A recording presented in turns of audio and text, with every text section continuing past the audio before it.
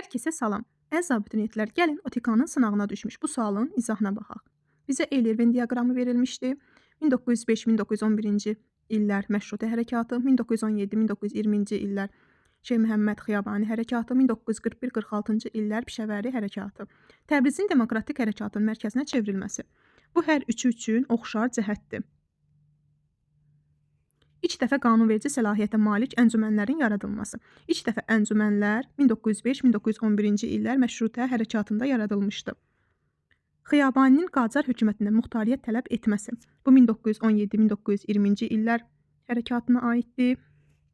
Azərbaycan dilinin Cənubi Azərbaycan ərazisində dövlət dili elan edilməsi. Bu Pişəvərinin tədbiridir. 1946-cı ilin yanvarında qəbul edilmişdi. Əmək haqqında qanunun qəbul edilməsi. Bu da Pişəvəri hökumətinin tədbirləridir. 1946-cı ilin mayında qəbul edilmişdi. Cavabımız olur burada 1-ə B, 2-yə C, 3-ə D, 4-ə A. A variantı.